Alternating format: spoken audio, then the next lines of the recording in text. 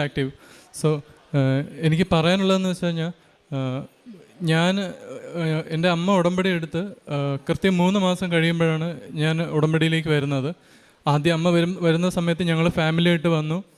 ഞങ്ങൾ 3 പേര് പുറത്തുണ്ടായിരുന്നു. അമ്മ മാത്രം വന്ന് ഉടമ്പടി എടുത്തിട്ട് പോവുകയാണ് ചെയ്തത്. തിരിച്ച് വൈകുന്നേരം വീടെത്തിയപ്പോൾ എന്താ പറയുക, ഞാൻ വീട്ടിൽ ചെന്ന് കയറുന്ന സെക്കൻഡ്സ് മുതൽ എനിക്കൊരു മുല്ലപ്പൂവിൻ്റെ ഗന്ധം എനിക്ക് ഫീൽ ചെയ്യുന്നുണ്ട്. അപ്പോൾ ഞാൻ പോകുന്നിടത്തല്ല എനിക്കത് ഫീൽ ചെയ്യുന്നുണ്ട്. എൻ്റെ റൂമിലും എൻ്റെ ബാൽക്കണിയിലും ഒക്കെ എനിക്കത് ഫീൽ ചെയ്യുന്നുണ്ട്.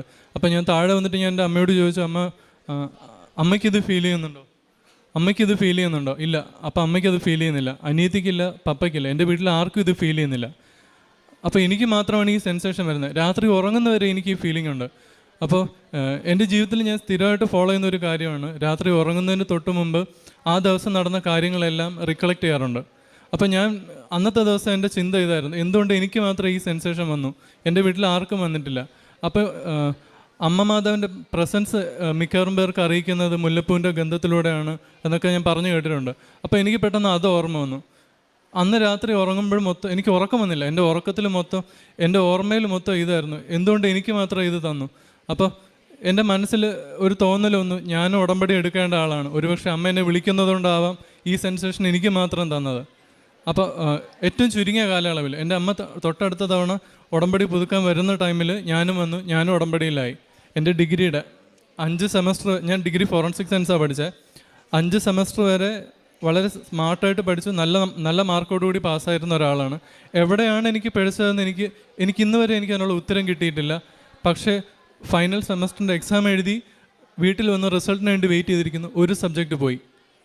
ഈ ഒരു സബ്ജക്റ്റ് നോർമൽ എല്ലാവർക്കും വരുന്ന കാര്യമല്ലേ, അടുത്ത തവണ എഴുതിയെടുക്കാം. ഉടമ്പടി ഓൺ ഗോയിങ്, ഞാൻ വരുന്നുണ്ട്, പുതുക്കുന്നുണ്ട്. നിയോഗത്തിൽ ഇത് വയ്ക്കണമെന്ന് എനിക്ക് തോന്നുന്നില്ല, കാരണം എനിക്കിത് എഴുതിയെടുക്കാമെന്നൊരു എന്താ പറയുക, പാടില്ലാത്തൊരു കോൺഫിഡൻസ് എൻ്റെ മനസ്സിലുണ്ടായിരുന്നു. ഓക്കെ, 2ാമത്തെ തവണ എഴുതി കിട്ടിയില്ല, 3ാമത്തെ തവണ എഴുതി കിട്ടിയില്ല. അങ്ങനെ എഴുതി 5 തവണ ഞാൻ എഴുതി, 5 തവണ എനിക്ക് പാസ്സാകാൻ പറ്റിയില്ല. അവസാനത്തെ തവണ, ഈ കഴിഞ്ഞ തവണ ഞാൻ പരീക്ഷ എഴുതാൻ പോയപ്പോൾ ഈ ഉടമ്പടി ഉപ്പിൻ്റെ ഒക്കെ കാര്യങ്ങൾ ഞങ്ങൾ ഈ സാക്ഷ്യം കേൾക്കുന്നുണ്ട്, എനിക്ക് നല്ല കൃത്യമായിട്ട് അറിയാം. ഉടമ്പടി ഉപ്പ് പ്രയോഗിച്ചാൽ, ഉടമ്പടി തൈലം പ്രയോഗിച്ചാൽ ഇതിനുള്ള റിസൾട്ട് കിട്ടും. എന്തോ എൻ്റെ മനസ്സുകൊണ്ട് എക്സാം ഹാളിൽ നിലത്ത് ഇത് വിതറിയിട്ട് പോയി പരീക്ഷ എഴുതണമെന്ന് എൻ്റെ മനസ്സ് അനുവദിക്കുന്നില്ല. അപ്പോൾ എന്ത് ചെയ്യണമെന്ന് ആലോചിച്ചുകൊണ്ടിരുന്നപ്പോൾ ഞങ്ങളുടെ ബാംഗ്ലൂർ ജെയിൻ യൂണിവേഴ്സിറ്റി ആയതുകൊണ്ട് ഹൈ സെക്യൂരിറ്റിയിലാണ് എക്സാം എഴുതണത്. 10 പേർക്ക് 2 ഇൻവിജിലേറ്റേഴ്സ് എന്നുള്ള രീതിയിലാണ് എക്സാം ഹാൾ. അപ്പോൾ അത്രയും അധികം ഇൻവിജിലേറ്റേഴ്സ് തന്നെ ഹാളിലുണ്ട്. നമുക്ക് ഈ സാധനങ്ങൾ കൊണ്ടുപോയി കഴിഞ്ഞാൽ അവരെങ്ങനെയായാലും അതെടുത്ത് പുറത്ത് വയ്ക്കാൻ നമ്മുടെ കയ്യിൽ സമ്മതിക്കത്തില്ല. ആകെയുള്ളൊരു ഓപ്ഷൻ എന്ന് വെച്ചാൽ ജപമാലയ്ക്കുള്ളിൽ കാശ് രൂപം കെട്ടിയിടുക. അപ്പം അത് ഞാൻ സ്ഥിരം ചെയ്യുന്നതുകൊണ്ട് ഇത് കുഴപ്പമില്ല.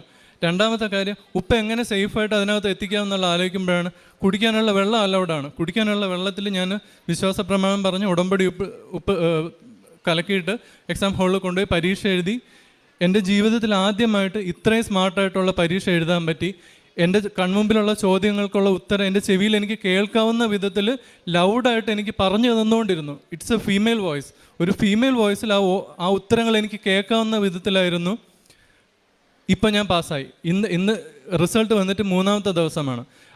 ഏറ്റവും അവസാനത്തെ തവണ ഞാനിവിടെ വന്നപ്പോൾ എൻ്റെ ഹാൾ ടിക്കറ്റും എല്ലാമായിട്ട് അച്ഛൻ്റെ അടുത്ത് വന്ന് അച്ഛൻ്റെ കൈവപ്പ് വെച്ചു. അച്ഛൻ്റെ ഒരു കാശ് രൂപം തന്നു. അപ്പം ഞാനൊരു വാക്ക് പറഞ്ഞിട്ടുണ്ടായിരുന്നു, റിസൾട്ട് വന്ന ഏറ്റവും ചുരുങ്ങിയ ദിവസത്തിനുള്ളിൽ ഇവിടെ വന്ന് സാക്ഷ്യം ഉണ്ടാവുമെന്ന്. 3 ദിവസം മുമ്പാണ് റിസൾട്ട് വന്നത്. ഞാനിത് ഇവിടെ വന്ന് സാക്ഷ്യം പറഞ്ഞിട്ടുണ്ട്. എനിക്ക് ഇതിനേക്കാൾ ഏറ്റവും വലിയൊരു സന്തോഷമുള്ളൊരു കാര്യം, ഏറ്റവും ലാസ്റ്റ് ഉടമ്പടി പുതുക്കാൻ ഞങ്ങൾ ഫാമിലിയായിട്ട്, ഞങ്ങളെപ്പോഴും കാറിൽ തന്നെ ട്രിവാൻഡ്രമിൽ തിരിച്ചു പോകണേ. അപ്പോൾ വരുന്ന ടൈമിൽ ഇപ്പോൾ ലാസ്റ്റ് വന്നപ്പോൾ തിരിച്ച് പോകുന്ന സമയത്ത് എനിക്ക് നല്ല ഉറക്കമുണ്ട്. അമ്മയും അനിയത്തിയും അപ്പനും ഒക്കെ വണ്ടിയിലുണ്ട്, അവരെല്ലാവരും നല്ല ഉറക്കമായി. അപ്പോൾ ഞാൻ എൻ്റെ അമ്മയോട് കൃപാസന മാതാവിനോടാണ് ഞാൻ എപ്പോഴും ഇങ്ങനെ ഫ്രണ്ട്സിനോട് സംസാരിക്കുന്ന പോലെ സംസാരിക്കും. അമ്മ എനിക്ക് തലവേദന എടുക്കുന്നത് ശരിയാവണില്ല, ഇങ്ങനെയൊക്കെയുള്ള കാര്യങ്ങൾ ഞാൻ ക്യാഷ്വലായിട്ട് സംസാരിക്കാറാണ് പതിവ്. അപ്പോൾ ഞാൻ ഇങ്ങനെ പറയണം, അമ്മ എനിക്ക് ഉറക്കം വരുന്നുണ്ട്, ഞങ്ങളിവിടുന്ന് സ്റ്റാർട്ട് ചെയ്തിട്ടേ ഉള്ളൂ, ട്രിവാൻഡ്രം വരെ പോകാനുള്ളതാണ്. ഇത് പറഞ്ഞു തരുന്നേ ഉള്ളൂ. നമ്മുടെയൊക്കെ സ്നേഹമുള്ള ഒരു വാത്സല്യത്തോടെ ഇങ്ങനെ തലോടുന്ന പോലെ 3 തവണ എനിക്കിങ്ങനെ ഒരു തലോടൽ കിട്ടി. ഞാൻ ഡ്രൈവ് ചെയ്യാണ്, ഇത് അമ്മയാണെന്ന് എനിക്കൊരു ഫീല് വരണില്ല. അതൊന്നും ചിന്തിക്കാനുള്ള അറിവോ അല്ലെങ്കിൽ അത് മനസ്സിലാക്കാനുള്ള സെൻസോ ഒന്നും നമുക്കില്ല. പക്ഷെ ഒരു 2 സെക്കൻഡ് മുമ്പോട്ട് പോയപ്പോഴത്തേക്ക് എനിക്ക് ബാക്കിലുള്ള ആൾക്കാരെ നോക്കാൻ തോന്നി. ഞാൻ മിററിൽ കൂടെ നോക്കിയപ്പോൾ എൻ്റെ അമ്മ ഉറക്കമാണ്, പപ്പ ഉറക്കമാണ്, അനിയത്തി ഉറക്കമാണ്. അപ്പോൾ എന്നെ തൊട്ടത് മാതാവാണെന്ന് എനിക്ക് ഉറപ്പായി. ഈ ജീവിതത്തിൽ ആദ്യമായിട്ടാണ് കൃപാസനത്തിൽ വന്നിട്ട് തിരിച്ചു പോകുമ്പോൾ ഇത്രയും റിഫ്രഷ്മെൻ്റ് ആയിട്ട് വീട് വരെ തിരിച്ചെത്തിയത്. ഇത് എനിക്ക് തന്നതിൽ വെച്ച് എനിക്ക് ഏറ്റവും സന്തോഷമായിട്ട് പറയാനുള്ള 2 കാര്യങ്ങളാണ് മാതാവിൽ നിന്ന് എനിക്കുണ്ടായ പ്രസൻസ്. അത് ഞാൻ എൻ്റെ ജീവിതത്തിൽ ഒരിക്കലും മറക്കത്തില്ല. പിന്നെ ഒരു കാര്യം പറയാനുള്ളത്, ഞാനൊരു മലങ്കരക്കാരനാണ്. എൻ്റെ പള്ളിയിൽ അത്യാവശ്യം നല്ല രീതിയിൽ ആക്റ്റീവായിട്ട് പ്രവർത്തിക്കുന്ന, അൾത്താര ശുശ്രൂഷയിലൊക്കെ നല്ല രീതിയിൽ സംബന്ധിക്കുന്ന ഒരു വ്യക്തിയാണ്. പാട്ട് പാടാൻ ഒത്തിരി ഇഷ്ടമുള്ള ഒരാളാണ്, നന്നായിട്ട് പെർഫോം ചെയ്യുന്ന ഒരാളാണ്. പക്ഷേ എനിക്ക് എൻ്റെ ജീവിതത്തിൽ സ്റ്റേജിൽ പെർഫോം ചെയ്യുന്നതിനേക്കാളിൽ ഈശോയുടെ മുമ്പിൽ ഒരു പാട്ട് പാടുമ്പോൾ കിട്ടുന്ന ഒരു സന്തോഷം അതെനിക്ക് പറഞ്ഞറിയിക്കാൻ പറ്റാത്തതാണ്. പക്ഷേ പല കാരണങ്ങളുകൊണ്ട് ഞങ്ങളുടെ ഇടവകയിൽ കുറച്ച് ഡീമോട്ടിവേഷൻ രീതിയിലുള്ളൊരു കാര്യം, അത് ചെറുതൊന്നുമല്ല, ഒരു 10-13 വർഷം ഞങ്ങളത് അനുഭവിച്ചു. അപ്പോൾ പള്ളി പോകേണ്ടിരിക്കാൻ എൻ്റെ മനസ്സ് അനുവദിക്കത്തില്ല. അപ്പോൾ എന്ത് ചെയ്യണം എന്നുള്ള ചിന്തയിൽ ഞങ്ങൾ തൊട്ടടുത്തുള്ളൊരു മറ്റൊരു ദേവാലയത്തിൽ, മലങ്കര ദേവാലയത്തിൽ തന്നെ പോയി സ്റ്റിൽ ആക്റ്റീവ് എല്ലാ കാര്യങ്ങളിലും പങ്കെടുത്തുകൊണ്ടിരുന്നു. ആ ദേവാലയം പുതിയതായിട്ട് പണിതുകൊണ്ടിരിക്കുന്ന ഒരു സമയമായതുകൊണ്ട് എനിക്ക് ആ ദേവാലയത്തിൻ്റെ കൂദാശയിൽ പങ്കെടുക്കാൻ പറ്റി. ഒരു മനുഷ്യൻ്റെ ജീവിതത്തിൽ ചിലപ്പോൾ അപൂർവം കിട്ടുന്നൊരു ചാൻസാണ് ദേവാലയ കൂദാശകളുടെ അതിൽ ഭാഗമാകുക എന്നുള്ളത്. എനിക്ക് അതിൻ്റെ ഗായക ശുശ്രൂഷയുടെ കൊയർ മാസ്റ്റർ ആവാൻ പറ്റി, അതിൻ്റെ മേൽനോട്ടങ്ങളിൽ പ്രധാന പങ്ക് വഹിക്കാൻ പറ്റി. ഇത് കണ്ടിട്ട് എൻ്റെ ഇടവകയിലുള്ളവർ എന്നെ തിരിച്ചു വിളിച്ചു. എനിക്ക് ഇപ്പോഴും സ്റ്റിൽ ആക്റ്റീവായിട്ട് എൻ്റെ മാതൃദേവാലയത്തിൽ പങ്കെടുക്കാൻ പറ്റുന്നുണ്ട്. എൻ്റെ ജീവിതത്തിൽ എനിക്ക് എൻ്റെ ഡിഗ്രി തിരിച്ചു തന്നതിനേക്കാൾ ഏറ്റവും ഞാൻ സന്തോഷിക്കുന്ന കാര്യങ്ങളാണ് മാതാവിൻ്റെ പ്രസൻസ് കിട്ടിയതും എനിക്കിപ്പോൾ എൻ്റെ മാതൃദേവാലയത്തിൽ സന്തോഷമായിട്ട് പങ്കെടുക്കാൻ പറ്റുന്നത്. ഇത് ഞാൻ എൻ്റെ ജീവിതത്തിൽ ഒരിക്കലും മറക്കത്തില്ല. ഇതിനുവേണ്ടി ഞാൻ ദൈവമാതാവിനോട് 1000 നന്ദി പറയുന്നു. എൻ്റെ പ്രേക്ഷിത പ്രവർത്തനങ്ങളെന്ന് പറയുന്നത് അതൊരു ഊർജ്ജമാണ്. നമുക്ക് ഇവിടുന്ന് ഉടമ്പടി പത്രം കിട്ടുമ്പോൾ ഏറ്റവും ചുരുങ്ങിയ ദിവസത്തിനകത്ത് കൊടുത്തു തീർത്തില്ലെങ്കിൽ ഒരു കുറ്റബോധം വരും. ഞാൻ എന്ത് വലിയൊരു തെറ്റ് ചെയ്തു എന്ന്, ലിറ്ററലി അത് തെറ്റ് തന്നെയാണ്. ആ തെറ്റ് വരുന്നുണ്ടെന്നൊരു ബോധം വരും. ഞാൻ 3 അല്ലെങ്കിൽ 4 ദിവസത്തിന് അപ്പുറം പോവാറില്ല. അത്ര എനർജറ്റിക് ആയിട്ട് ഞാൻ പത്രം കൊടുത്തു തീർക്കുന്ന ഒരാളാണ്. അതുപോലെ തന്നെ എൻ്റെ അമ്മയും പപ്പയൊക്കെ പ്രവർത്തിക്കുന്ന എല്ലാ ജീവകാരുണ്യ പ്രവർത്തനങ്ങളിലും ഞാനും എൻ്റേതായിട്ടുള്ള പങ്ക് വഹിക്കുന്ന ഒരു വ്യക്തിയാണ്. എൻ്റെ പേര് അമല എന്നാണ്. ഞാൻ തിരുവനന്തപുരം ജില്ലയിൽ കാര്യവട്ടത്ത് സെൻറ്റ് മേരീസ് ദേവാലയത്തിൽ നിന്ന് വരുന്നു. ഞാൻ 2023 ജൂൺ 9-ാം തീയതിയാണ് ആദ്യമായിട്ട് ഉടമ്പടി എടുത്തത്. ഞാൻ ഉടമ്പടി എടുക്കുമ്പോൾ എനിക്ക് ഉടമ്പടി എടുക്കാൻ പ്രത്യേകിച്ച് കാരണങ്ങളൊന്നും ഉണ്ടായിരുന്നില്ല. എൻ്റെ ഭർത്താവിൻ്റെ വലത് കാലിൻ്റെ ചെറിയ വിരൽ ഇങ്ങനെ വല്ലാതെ അങ്ങ് വീർത്ത് വരണുണ്ടായിരുന്നു. അപ്പോൾ പുള്ളി ഇപ്പോൾ ഡയബറ്റിക്കാണ്. പിന്നെ വേദനയൊന്നും ഉണ്ടായിരുന്നില്ല. അതുകൊണ്ട് ഞങ്ങൾ ഹോസ്പിറ്റലിൽ പോകാൻ വിളിച്ചപ്പോൾ പുള്ളി വന്നില്ല. പക്ഷേ ദിവസങ്ങൾ കഴിഞ്ഞപ്പോൾ അത് വിരൽ ഭയങ്കരമായിട്ട് വലുതായി. കുറച്ച് നാൾ കഴിഞ്ഞപ്പോൾ മുട്ടിൻ്റെ അതുവരെ ഭയങ്കര നീരും ചുമന്ന കളറും ഒക്കെ അങ്ങായി. അപ്പോൾ പുള്ളിക്ക് ചെറിയ വേദന വന്നു. ഞങ്ങൾ ഹോസ്പിറ്റലിൽ കൊണ്ടുപോയി. അപ്പോൾ ഡോക്ടർ പറഞ്ഞു ഒരു വിരൽ നല്ലോണം പഴുത്തിട്ടുണ്ട്, അത് മുറിച്ച് കളയണം. പുള്ളിക്ക് ഡയബറ്റിക് ആയതുകൊണ്ടാണ് ആ വേദന അറിയാത്തതെന്ന് പറഞ്ഞു. എന്നിട്ട് മോനെ വിളിച്ചിട്ട് പറഞ്ഞു ഒരു വിരൽ പ്രതീക്ഷിക്കുകയേ വേണ്ട, പിന്നെ ഇനി സ്കാൻ ചെയ്ത് നോക്കുമ്പോഴേ എല്ലിന് എന്തെങ്കിലും പറ്റിയിട്ടുണ്ടോ, ഇനി സർജറി ചെയ്യണ സമയത്ത് ബാക്കി മേളിലൊക്കെ എന്തെങ്കിലും വേണ്ടി വരും എന്നൊക്കെ പറഞ്ഞ് ഞങ്ങളങ്ങനെ വല്ലാതെ ടെൻഷൻ അടിച്ചിരിക്കുകയായിരുന്നു. അപ്പോൾ ഞങ്ങളുടെ വീടിൻ്റെ അടുത്ത് തന്നെ എൻ്റെ ഒരു ഫ്രണ്ടാണ്, പുള്ളിക്കാരി ഹിന്ദുവാണ്. അവരിവിടെ വന്ന് സാക്ഷ്യം ഉടമ്പടി എടുത്തിട്ടുണ്ടായിരുന്നു. അപ്പോൾ ആ പത്രം ഞങ്ങളുടെ കയ്യിൽ കൊണ്ടു തന്നു. അപ്പോൾ ഞാനത് വായിച്ചു നോക്കി. എന്നിട്ട് എൻ്റെ ന്യൂസ് പേപ്പർ മടക്കി വയ്ക്കുന്ന കൂട്ടത്തിൽ ഞാനങ്ങ് മടക്കി വെച്ചു. ഞാൻ മാതാവിനോട് കൊന്തയൊക്കെ ചെല്ലുന്ന ആളാണ്, പക്ഷേ എന്തോ എനിക്ക് അങ്ങനെ തോന്നി, ഞാനങ്ങനെ വെച്ചു. കുറച്ച് കഴിഞ്ഞ് പുള്ളി ഹോസ്പിറ്റലിൽ നിന്നൊക്കെ വന്നു. 10 ദിവസം ഹോസ്പിറ്റലിൽ കിടന്നു, തിരിച്ചു വന്നു. വിരൽ മുറിക്കേണ്ടി വന്നില്ല. ഞാനങ്ങനെ കൊന്തയൊക്കെ ചൊല്ലി പ്രാർത്ഥിക്കുന്നുണ്ടായിരുന്നു. അപ്പോൾ ഞങ്ങൾ വീട്ടിൽ വന്ന് 2 ദിവസം കഴിഞ്ഞപ്പോൾ ഈ പുള്ളിക്കാരി തന്നെ ഞങ്ങളുടെ വീട്ടിലേക്ക് വന്ന് എന്നോട് ചോദിച്ചു ഹസ്ബൻഡിന് വേണ്ടി പ്രാർത്ഥിച്ചോട്ടെ എന്ന് ചോദിച്ചു. അപ്പോൾ ഞാൻ പ്രാർത്ഥിച്ചോളാൻ പറഞ്ഞു. പുള്ളി ആ വിശുദ്ധ തൈലവും കാശുരൂപവും ഒക്കെ വെച്ചു. എൻ്റെ ഭർത്താവിൻ്റെ കാലിൽ കുരിശ് വരച്ച് മുട്ടുകുത്തി നിന്ന് പുള്ളിക്കാരി കരഞ്ഞ് പ്രാർത്ഥിക്കുന്നുണ്ടായിരുന്നു. അപ്പോൾ ആ പുള്ളിക്കാരുടെ കണ്ണിൽ നിന്ന് കണ്ണുനീർ എൻ്റെ ഭർത്താവിൻ്റെ കാലിലേക്ക് വീണു. അപ്പോൾ എനിക്ക് വല്ലാത്തൊരു വിഷമം തോന്നി. പുള്ളിക്കാരി ഹിന്ദുവാണ്. ആ പുള്ളിക്കാരിക്ക് തോന്നിയൊരു വിശ്വാസവും ഒന്നും എനിക്ക് തോന്നിയില്ലല്ലോ എന്ന് വിചാരിച്ചു. പക്ഷേ എങ്ങനെയോ 2-3 ദിവസം കഴിഞ്ഞപ്പോൾ എൻ്റെ മൊബൈലിലേക്ക് ഇവിടുന്ന് പ്രത്യക്ഷീകരണ പ്രാർത്ഥനയും സാക്ഷ്യങ്ങളൊക്കെ വന്നു തുടങ്ങി. അപ്പോൾ എനിക്ക് പ്രത്യക്ഷീകരണ പ്രാർത്ഥന പറയാൻ അറിയില്ല. അപ്പോൾ ഞാൻ അതിൻ്റെ കൂട്ടത്തിൽ തന്നെ അവർ പറയുന്ന പറഞ്ഞ് ഇങ്ങനെ സാക്ഷ്യങ്ങളൊക്കെ കേൾക്കാൻ തുടങ്ങി. അപ്പോൾ ഒരാഴ്ച കഴിഞ്ഞപ്പോൾ എനിക്ക് തോന്നി എനിക്ക് കൃപാസനത്തിൽ വരണം, ഉടമ്പടി എടുക്കണമെന്ന് തോന്നി. അങ്ങനെ ഞങ്ങൾ രാത്രിയിൽ 9:30 ആയപ്പോൾ ഹസ്ബൻഡ് പറഞ്ഞു നാളെ വർക്കൊന്നും ഇല്ല എന്ന് പറഞ്ഞു. അപ്പോൾ ഞാൻ ചോദിച്ചു നമുക്ക് കൃപാസനത്തിൽ പോയാലോ എന്ന് ചോദിച്ചപ്പോൾ പറഞ്ഞു ഈ രാത്രിയിൽ ഇനി അങ്ങനെ നമുക്കൊന്നും അറിയത്തില്ലല്ലോ എന്ന് പറഞ്ഞു. ഞങ്ങളങ്ങനെ ഞങ്ങളെ പ്രാർത്ഥിക്കാൻ വന്ന ആ ചേച്ചിയുടെ വീട്ടിൽ പോയിട്ട് കാര്യങ്ങളെല്ലാം ചോദിച്ച് മനസ്സിലാക്കി. രാത്രി 2 മണിയായപ്പോൾ ഞങ്ങൾ വീട്ടിൽ നിന്ന് തിരിച്ചു. ആദ്യത്തെ ബാച്ചിന് തന്നെ ഞങ്ങൾ ഉടമ്പടി എടുത്തു. ഉടമ്പടി എടുത്ത് ആദ്യത്തെ പുതുക്കൽ കഴിഞ്ഞ് 2ാമത്തെ പുതുക്കലിന് ഒരാഴ്ച മുമ്പ് ഞാൻ എൻ്റെ ബാത്റൂമിൽ നിന്ന് കയറിയപ്പോൾ മുറിക്കകത്തോട്ട് വീണ് എൻ്റെ വലത് കാലിൻ്റെ 2 എല്ലുകളും കംപ്ലീറ്റ് പൊട്ടിമാറി കാലിൻ്റെ കുഴയിൽ നുറുങ്ങിപ്പോയി. അപ്പം എന്നെ ഹോസ്പിറ്റലിൽ കൊണ്ടുപോയി. അപ്പം രാത്രി 2 മണിക്കാണ് 6 ഹോസ്പിറ്റലുകൾ എന്നെ മാറി മാറി കൊണ്ടുപോയിട്ട് ആരും എൻ്റെ കാലിൻ്റെ ഷേപ്പും നീരും ഒക്കെ കണ്ടിട്ട് അവർ അഡ്മിറ്റ് ചെയ്യാൻ തയ്യാറായില്ല. പക്ഷേ ഞാൻ ആ വേദനയുടെ സമയത്തും ആ 2 മണി മുതൽ 6 മണിക്കാണ് ഒരു ഹോസ്പിറ്റലിൽ എന്നെ അഡ്മിറ്റ് ചെയ്തത്. ആ 6 മണി വരെയും ഞാൻ ഒരു സങ്കടവും ഇല്ലാതെ പരാതി ഇല്ലാതെ പ്രത്യക്ഷീകരണ പ്രാർത്ഥിച്ചുകൊണ്ടേയിരുന്നു. അപ്പോൾ എന്നെ ഹോസ്പിറ്റലിൽ അഡ്മിറ്റ് ചെയ്ത് അടുത്ത ദിവസം എൻ്റെ കാല് സർജറി കഴിഞ്ഞു.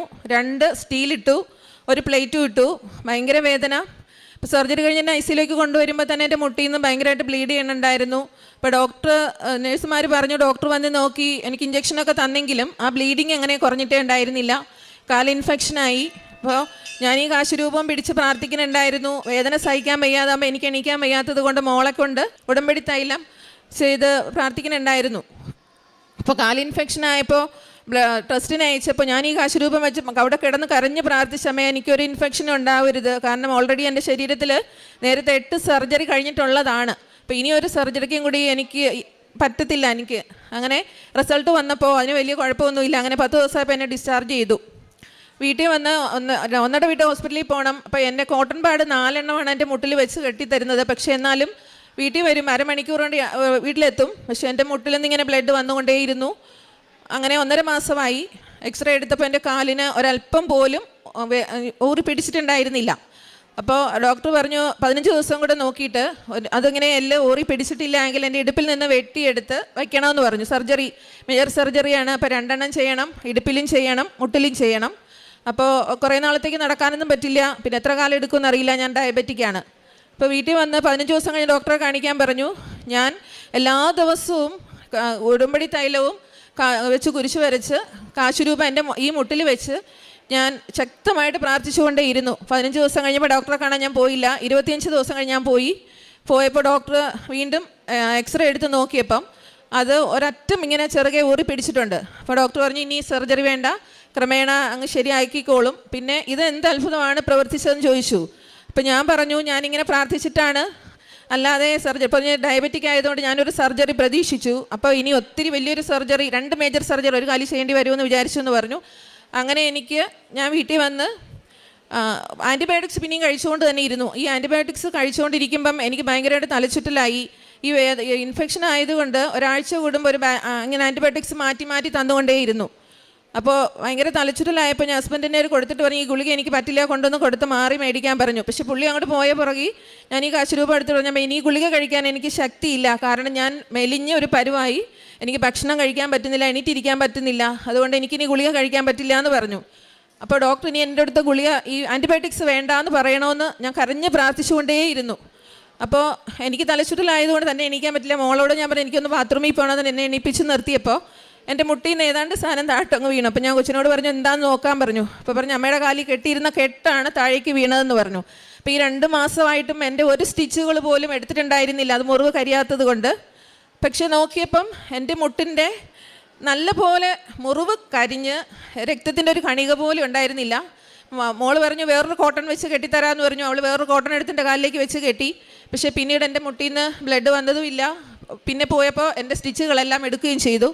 അങ്ങനെ ഒരു സർജറി ഇല്ലാതെ എനിക്ക് ഉടമ്പടി തൈലവും ഉപ്പും കാശുരൂപം വെച്ച് പ്രാർത്ഥിച്ചതിൻ്റെ ഫലമായിട്ട് എനിക്ക് ഒരിത് കിട്ടി. ഞങ്ങളൊരു വീട് പുതിയതായിട്ട് പണിതതാണ്. അപ്പോൾ കുറച്ച് ലോണൊക്കെ ഉണ്ടായിരുന്നു. അപ്പോൾ ഞങ്ങളത് വിൽക്കണമെന്ന് വിചാരിച്ചു.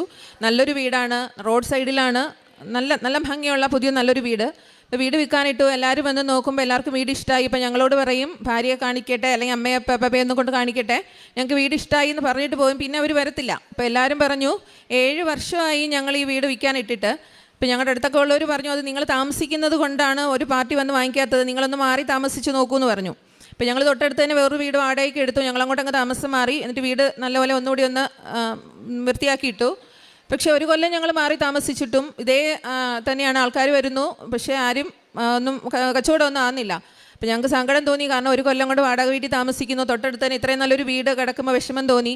ഞങ്ങൾ തിരിച്ച് വീണ്ടും ഈ വീട്ടിലേക്ക് തന്നെ താമസം മാറി.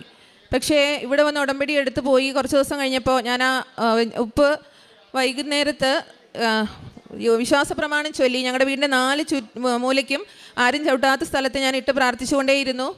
അപ്പോൾ ഞങ്ങൾ കച്ചവടം നടക്കാത്തതുകൊണ്ട് 55 ലക്ഷം രൂപയാണെങ്കിൽ ഞങ്ങൾ വിൽക്കാൻ തീരുമാനിച്ചു. അപ്പോൾ അതിൽ നിന്ന് കമ്മീഷൻ കൊടുക്കണം. പക്ഷേ 1 മാസത്തിനുള്ളിൽ തന്നെ ഞങ്ങളുടെ വീട് 61 ലക്ഷം രൂപയ്ക്ക് കച്ചവടം ആവുകയും ചെയ്തു. 1 രൂപ പോലും ഞങ്ങൾക്ക് ബ്രോക്കർ ഫീസ് കൊടുക്കേണ്ടി വന്നിട്ടില്ല. ഇപ്പം പെട്ടെന്ന് തന്നെ വസ്തുവിൻ്റെ അതിൻ്റെ പ്രമാണവും കഴിഞ്ഞു. അത് എൻ്റെ മൂന്നാമത്തെ സാക്ഷ്യം. പിന്നെ 4-മത്തെ ഞാൻ ഇവിടുന്ന് ഉടമ്പടി എടുത്തപ്പോൾ എൻ്റെ പപ്പയ്ക്കും അമ്മയ്ക്കും വീടുണ്ടായിരുന്നില്ല. 14 വർഷമായിട്ട് ഒരു വീടിന് വേണ്ടി പല വഴികൾ നോക്കണുണ്ട്. കടമെടുത്തിട്ടായാലും ലോണ് കൊണ്ടിട്ടായാലും ഒരു വീട് വെക്കണമെന്ന് ചോദിച്ചു ഒത്തിരി ആഗ്രഹിച്ചു. പക്ഷെ ഒന്നും നടന്നില്ല. അപ്പോൾ അമ്മ അവിടെ സ്ഥലം മേടിച്ചപ്പോൾ ഞങ്ങൾ ഇവിടുന്ന് ഞാനും മോനും കൂടി കാശ് രൂപം കൊണ്ടുപോയി അവിടെ വെച്ച് ശക്തമായിട്ട് പ്രാർത്ഥിച്ചായിരുന്നു അവർക്കൊരു വീട് വേണമെന്ന്. അപ്പോൾ ചിറ്റിലപ്പള്ളി ഫൗണ്ടേഷൻ എന്ന് പറയുന്ന ഒരു ഫൗണ്ടേഷൻകാർ അമ്മയ്ക്ക് വീട് വെച്ച് കൊടുത്തു. ഇന്നലെയായിരുന്നു അമ്മയുടെ വീടിൻ്റെ മെയിൻ വാർപ്പ്. അത് എൻ്റെ 4-മത്തെ സാക്ഷ്യം. പിന്നെ എൻ്റെ പ്രേക്ഷിത പ്രവർത്തനം എന്ന് പറഞ്ഞാൽ ഞാനിവിടുന്ന് പത്രം വാങ്ങിച്ചുകൊണ്ട് പോയി. ആദ്യം എനിക്ക് ഭയങ്കര മടിയായിരുന്നു. ഞാൻ പള്ളി മാത്രം കൊടുത്തു. പുതുക്കിയിട്ട് മേടിച്ചുകൊണ്ട് പോയപ്പോൾ ഞാൻ കാരവിടെ യൂണിവേഴ്സിറ്റി കോളേജിൻ്റെ അടുത്ത് കൊണ്ടുപോയി അവിടെ പഠിക്കുന്ന കുട്ടികൾക്ക് ഞാൻ പത്രം കൊടുക്കും. അപ്പോൾ കുറച്ച് കുട്ടികൾ ഒരു സൈഡിൽ കൂടെ വരും. അപ്പോൾ അവർക്ക് കൊടുക്കുമ്പോൾ മറ്റേ സൈഡിൽ കൂടെ വരികയാണെങ്കിൽ ഞാൻ ക്രോസ് ചെയ്ത് പോയി അപ്പുറത്ത് കൊടുത്തു. അങ്ങനെ അപ്പുറം ഇപ്പുറം ക്രോസ് ചെയ്ത് ഞാൻ ഈ പത്രം മുഴുവനും മണിക്കൂറുകൾക്കുള്ളിൽ കൊടുത്ത് തീർക്കുമായിരുന്നു. പിന്നെ ഇവിടുന്ന് ചൊവ്വാഴ്ചത്തെ അച്ഛൻ്റെ ധ്യാനം, ഡെയിലി ബ്രെഡിൻ്റെ പ്രാർത്ഥനകൾ, സാക്ഷ്യങ്ങൾ, ഇതൊക്കെ ഞാൻ എല്ലാവർക്കും ഷെയർ ചെയ്ത് കൊടുക്കും. പിന്നെ ഈശോയും മാതാവിനെയും കുറിച്ച് പറയാൻ കിട്ടുന്ന ഒരവസരങ്ങൾ പോലും ഞാൻ പാഴാക്കി കളയാറില്ല. എന്നെ കുറ്റപ്പെടുത്തിയാലും എന്നെ കളിയാക്കിയാലും ഞാൻ പറയും. അത് പിന്നെ കാരുണ്യപ്രവൃത്തി എന്ന് പറഞ്ഞാൽ നേരത്തെ തന്നെ കാരുണ്യപ്രവൃത്തി ചെയ്തുകൊണ്ടിരുന്നതാണ്. പക്ഷേ അന്ന് ഞാൻ ചെയ്യുന്നത് അവർക്ക് ഫുഡ് കൊടുക്കും. പക്ഷേ ഞാൻ അവരെ തൊടാനോ അവരുടെ അടുത്തേക്ക് പോകാനോ ഞാൻ ഒരിക്കലും ശ്രമിച്ചിട്ടില്ല. പക്ഷേ ഇപ്പോൾ കാരുണ്യപ്രവൃത്തി ചെയ്യുമ്പോൾ ഞങ്ങളവർക്ക് ഫുഡ് കൊടുക്കും. അവരുടെ കൂടെ അവർക്ക് വിളമ്പി കൊടുത്തിട്ട് ഞങ്ങളെല്ലാവരും കുടുംബത്തോടെ അവരുടെ കൂടെ തീർന്ന് ഭക്ഷണം കഴിക്കും. അത് കഴിഞ്ഞിട്ട് സിസ്റ്റർ ഞങ്ങളുടെ അടുത്ത് അവരെ ഹാളിലോട്ട് കൂട്ടും. ഇപ്പോൾ എൻ്റെ 2 മക്കൾ നന്നായിട്ട് പാടും. ഞങ്ങൾ ഒത്തിരി പാട്ടുകളൊക്കെ അവർക്ക് പാടിക്കൊടുക്കും. അവർക്ക് അറിയാവുന്ന പോലെ അവർ പാട്ടുകൾ ഞങ്ങളോട് പാടും. ഞങ്ങൾ പാടി കേൾപ്പിക്കും. പിന്നെ പേഴ്സണലി അവർക്ക് ഞങ്ങൾ എന്തൊക്കെ ഫുഡ് കൊണ്ടുപോയാലും അവർക്ക് പേഴ്സണലി അവർക്ക് കൊടുത്തവരെ സന്തോഷിപ്പിക്കാൻ വേണ്ടിയിട്ട് ഞങ്ങൾ ചെയ്യുമായിരുന്നു. പിന്നെ അവർക്ക് പുതിയ ഡ്രസ്സൊക്കെ വാങ്ങിച്ചു കൊടുക്കാറുണ്ട്. ഞങ്ങളവിടെ ചോദിക്കും നിങ്ങൾക്ക് എന്താണ് അത്യാവശ്യം എന്ന് ചോദിച്ചാൽ അവർ പറയുന്നത് അതുപോലെ ഞങ്ങൾ ചെയ്യും. അതങ്ങനെ മാത്രമല്ല, ഇപ്പം ഞങ്ങൾ ബസ്സിലൊക്കെ ട്രാവൽ ചെയ്യുമ്പോഴാണെങ്കിലും ചില ആളുകളെ അസുഖമായിട്ടൊക്കെ ഇരിക്കുന്ന ആളുകളെ കാണുമ്പോൾ നമുക്കറിയാൻ പറ്റും. അപ്പോൾ അങ്ങനെയൊക്കെ ഞങ്ങളെ കൊണ്ട് പറ്റുന്ന പോലെ എല്ലാം ഞങ്ങൾ ചെയ്യുന്നുണ്ട്. പിന്നെ ഞങ്ങൾ എന്ത് സഹായം ചെയ്യുമ്പോഴും ഞങ്ങൾ 2 മക്കളെ കൂടെ കൂട്ടും. കാരണം നാളെ ഞങ്ങളില്ലാതെ വന്നാൽ അവരത് തുടർന്ന് കൊണ്ടുപോകണമല്ലോ എന്നൊരു ചിന്ത ഞങ്ങൾക്കുണ്ട്. അപ്പോൾ അതുകൊണ്ട് അങ്ങനെ കാരുണ്യ പ്രവൃത്തികളെല്ലാം ഞങ്ങൾ ചെയ്യുന്നുണ്ട്. പിന്നെ ആത്മീയമായിട്ടെന്ന് പറഞ്ഞാൽ ഞാൻ എല്ലാ ദിവസവും സന്ധ്യാപ്രാർത്ഥനയൊന്നും കൂടുന്ന ആളായിരുന്നില്ല. പക്ഷേ ഇപ്പോൾ എല്ലാ ദിവസവും സന്ധ്യാപ്രാർത്ഥന കൂടും. ബൈബിൾ കൃത്യമായിട്ട് വായിക്കും. ഒറ്റ ദിവസം പോലും ഞാൻ മുടക്കാറില്ല. ഞാൻ എവിടെയെങ്കിലും ട്രാവൽ ചെയ്താലും എനിക്ക് അസുഖമായാലും ഞാൻ 12 മണിക്ക് മുമ്പ് ബൈബിൾ വായിച്ചിരിക്കും. അത് കുറച്ചല്ല 10 അധ്യായമെങ്കിലും ഞാൻ ധ്യാനങ്ങളൊന്നും മിസ്സാക്കാറില്ല. എല്ലാം കൂടാറുണ്ട്, പ്രാർത്ഥിക്കാറുണ്ട്. പിന്നെ മറ്റുള്ളവർക്ക് പറ്റുന്ന പോലെ എല്ലാം ഞങ്ങൾ പ്രാർത്ഥനാ സഹായങ്ങളും എല്ലാം